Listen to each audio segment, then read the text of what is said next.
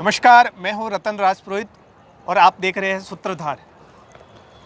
आज इस देश की धरती पर भारत के अंदर एक बार फिर से राम राज्य की शुरुआत हो चुकी है। प्रभु श्री राम के मंदिर का प्राण प्रतिष्ठा महोत्सव संपन्न हो चुका है। इस देश के अंदर जहां प्रभु श्री राम ने जन्म लिया था, उसी जगह पर मंदिर निर्माण भी हो चुका है और संपूर्ण विश्व के अंदर यह संदेश भी पहुंच चुका है कि प्रभु श्री राम ने जहां जन्म लिया, मर्यादा पुरुषोत्तम ने जहां जन्म लिया, वहीं पर आज फिर से एक नए युग का प्रारंभ हुआ है। देश के अंदर अलग अलग लोगों की अलग अलग राय भी है। हमारे साथ यहाँ पर दो युवा बंधु जुड़े हैं। हिमांशु जी है मेरे साथ में और रघुवीर जी है।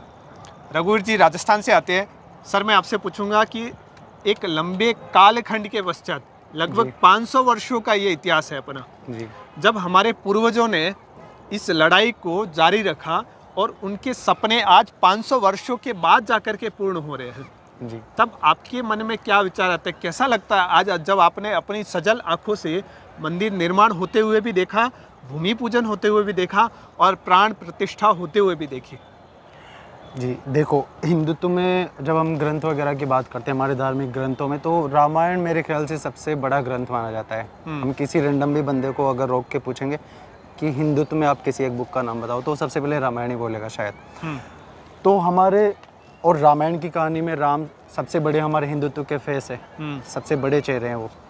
तो अगर उनसे हमारी मतलब सारे हिंदुओं की इतनी ज़्यादा आस्था जुड़ी हुई है कि उनका जन्मभूमि का एक मंदिर वगैरह उनका प्रॉपर एक होना चाहिए था स्थान, जो कि नहीं था। किसी कारणवश कुछ घटनाएं घटित हुई हमारे इतिहास में, इन्वेडर्स वगैरह आने से या जो भी है, तो उसकी वजह से नहीं हुई। तो लोग संघर्ष कर रहे थे, हमारे पूर्वजों ने संघर्ष किया, राजनीतिक संघर्ष भी रहा हमारे कई पार्टियों का, बीजेपी वगैरह का।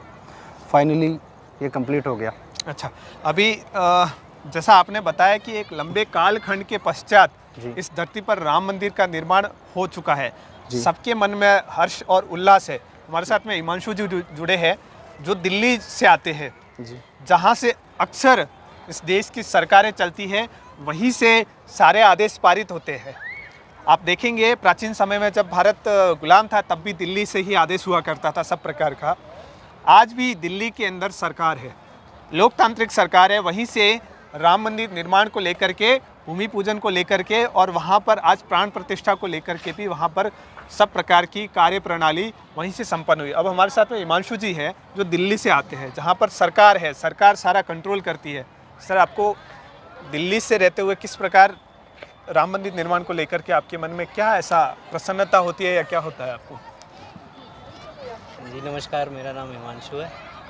तो मैं ये कहना चाहूँगा, राम मंदिर निर्माण से एकजुटता की भावना जागृत होती है देश में। श्री राम जी का विराजमान हुआ है, आज रामलला का विराजमान हुआ है। ये एक हमें सिर्फ हिंदुत्व के नज़रिए से ना देखते हुए एक हिंदुस्तान के नज़रिए से देखना बड़ा आवश्यक है, क्योंकि ये श्री राम जी हैं, वो किसी धर्म के नहीं है, वो सर्वधर्म के हैं। रामलला विराजमान पूरे एक हिंदुस्तान का यूनाइट फैक्टर होना चाहिए। और इसमें ये देखने के बजाय कि बीजेपी ने किया है, इसको पॉलिटिकल मुद्दे से ना जोड़े, इसको एक हिंदुस्तानी भगवान के उससे देखा जाए। और दिल्ली से मैं आता हूँ, दिल्ली से हमें बहुत हर्षोल्लास होता है कि हमारा भी अब कुछ एक स्थान है जिससे हिंदुस्तान को जाना जाएगा, जिससे बाहर से पर्यटन आएंगे और देखेंगे। अब तो बस मैं यही कहना चाहूँगा। बल्कि सब लोगों का यही मानना है कि भारत की भी अर्थात हिंदुस्तान की भी एक प्रतीक चिन्ह होना चाहिए जिससे भारत जाना जाता है। यदि आप मुस्लिम कंट्री को देखेंगे तो वहाँ पर भी उनके अपने अपने स्थान है, उसके नाम से जाना जाता है। अब उनका कहना है कि भारत की भी एक निशानी है जो प्रभु श्री राम का मंदिर है और वहीं से अब भारत का पहचान होगी। इसको सिर्फ धार्मिक दृष्टि से नहीं कंटिन्यू करो। मेरे हिसाब से इसको सिर्फ धार्मिक दृष्टि से नहीं देखा जाना चाहिए, एक मतलब ऐतिहासिक दृष्टि से भी देखें ना, तो वो अयोध्या एक बहुत ज़्यादा मैटर करती है, वो बहुत ज़्यादा इंपॉर्टेंस रखता है वो जगह इतिहास की दृष्टि से भी।